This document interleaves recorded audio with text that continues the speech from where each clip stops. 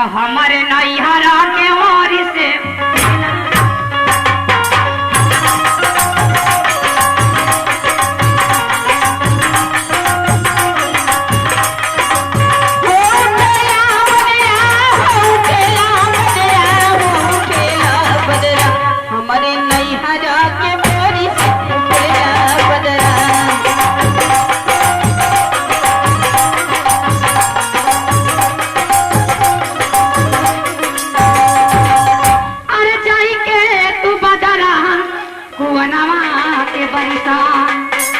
अरे जाई के तू बदरा कुआनवा